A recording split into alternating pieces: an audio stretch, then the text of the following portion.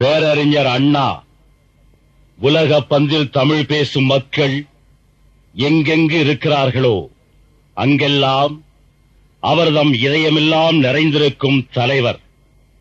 தமிழ்நாட்டின் முதலமைச்சராயிருந்து துறைதோறும் தமிழ் எழுச்சி கண்டவர், அறிவில் எழுகடலின் ஆழம் கொண்டவர், இஸ்லாம் பற்றிய ஆய்வில் முழுமை கண்டவர், மதத்தை கடுமையாக விமர்சிக்கும் பகுத்தறிவுவாதி.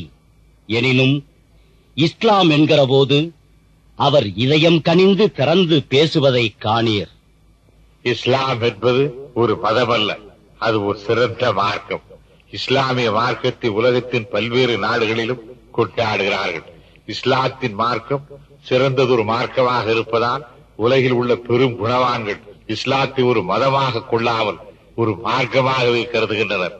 இஸ்லாமிய மார்க்கம் ஏன் சிறந்ததென போற்றப்படுகிறது என்றால், மனிதனுக்கு என்னென்ன ஐயப்பாடுகள் தோன்றுகின்றனவோ அவற்றையெல்லாம் நீக்கக்கூடிய வகையில் அதிக நல்ல கொள்கைகள் அதில் இருக்கின்றன. நபிகள் நாயகத்தின் போதனைகளில் ஒன்று ஆண்டவனுக்கு இணை வைத்தல் ஆகாதென்பதாகும். இந்த போதனையை நான் சற்று கொஞ்சம் நெக்குறுக எண்ணி பார்த்து மகிழ்ந்திருக்கிறேன்.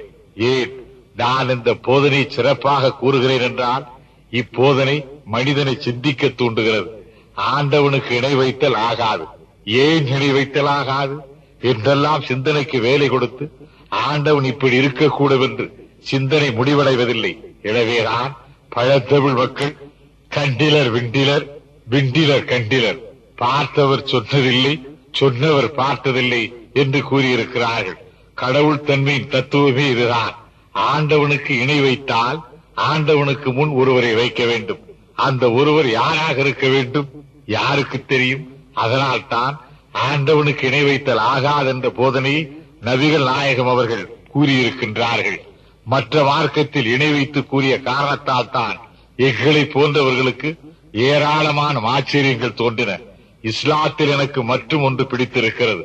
அது மனிதனை மனிதனாக ஆக்குவது, மனிதனை முழு மனிதனாக ஆக்குகிறது. இஸ்லாத்தில் இன்னொரு சிறப்பு, இஸ்லாத்தில் யார் சேர்ந்தாலும் ஜாதியை மறைத்து விடுகிறது. முதுகுளத்தூர் ஒருவர் தலையை ஒருவர் சீவிக்கொள்ளும் தேவர் தாழ்த்தப்பட்ட மக்களானாலும் சரி மற்றும் எவரானாலும் சரி, எவர் இஸ்லாத்தில் சேர்ந்தாலும் சரி ஜாதியை நீக்கி விடுகிறது இஸ்லாத்தின் கொள்கை. இதனால் அது என்னை மிகவும் ஈர்க்கக்கூடிய கொள்கையாக இருக்கிறது. இதையெல்லாம் அறிந்துதான் எதையும் துருவி துருவி ஆராயும் பண்பு படைத்த அறிஞர் பெருநாட் ஷா அவர்கள் உலகில் கடைசி வரை நிலைத்திருக்கக்கூடிய மார்க்கம் இஸ்லாம் மார்க்கம் ஒன்றுதான் என்று எழுதியிருக்கிறார். நபிகள் போதித்த இஸ்லாம் மார்க்கம் வைரம் போன்றது. நல்ல வைரத்தை பட்டை தீட்டி அதை கையிலே மோதிரமாகவும் செய்து போட்டுக் கொள்ளலாம், காதில் கடுக்கனாகவும் அணிந்து கொள்ளலாம். அதே வைரத்தை விற்று கிண்டி குதிரை பந்தயத்தில் வைத்து ஆடலாம். ஆனால் வைரத்தை பயன்படுத்துவதிலிருந்துதான் அந்த பயனின் தரத்தை நாம் அறிந்து கொள்ள முடியும். அதே போல இஸ்லாம் மார்க்கம் என்ற வைரம் யாருக்கும் எந்த இடத்திலே எப்படி பயன்படுகிறது என்பதிலேதான் மாண்பு உணரப்படும். இவ்வாறு அறிஞர் அண்ணா அவர்கள் 1957 ஆண்டு அக்டோபர் மாதம் 7ஆம் தேதி சென்னை கடற்கரையில் நடைபெற்ற மீலாத் விழாவில் பேசினார். அதன் பிறகு அண்ணா அவர்கள் 1966 ஆண்டு மார்ச் மாதம் 21ஆம் தேதி அபிவிருத்தீஸ்வரம் பள்ளிவாசலில் நிகழ்ந்த பொது வரவேற்பின் போது அண்ணா அவர்கள் ஆற்றிய உரையின் ஒரு பகுதியில், எல்லா மதங்களின் ஆராய்ச்சியிலும் அதில் உள்ள குறைநிறைகளை ஓரளவு கண்டறிந்தவன். என்னுடைய பொது வாழ்வின் தொடக்க காலத்தில் நான் மேடையை தேடி பிடிக்க வேண்டியவனாயிருந்தேன். வலிய வரும் அழைப்பெல்லாம் பொதுவாக மதச்சார்பான மேடைகளாகவே இருந்தது. இந்த சந்தர்ப்பம் என்னை மத ஆராய்ச்சியில் வலியவே தள்ளிவிட்டது. ஒன்றினை அறிய அதில் எழும் ஐயங்கட்காக மற்றொன்றை தேடி பிடித்து படிக்கும் ஆர்வம் ஏற்பட்டு படிப்படியாக முக்கிய நூல்களை படித்து முடித்துவிடும் நிலைக்கே கொண்டு வந்துவிட்டது.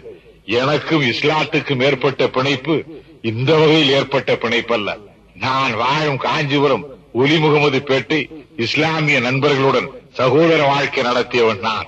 இஸ்லாத்தை பற்றியும் அதன் இன்னிலக்கியமான இறைமறை திரு குர்ஆனை பற்றியும் நான் அறிந்து கொள்ளும் வாய்ப்பு என் இளமை காலத்தில் பென்சமர் புரிந்து சாதிக்க முடியாத சாதனைகளை கூட நபிகள் பிரானின் இன்சொல்லும் புன்முறுவலும் தனக்கே உரிய தனித்த ஆயுதமான பொறுமையினாலும் வெற்றி கொண்டிருக்கிற சக்தி அண்ணலின்பால் எனக்கு அளப்பரிய பக்தியை உண்டாக்கியது.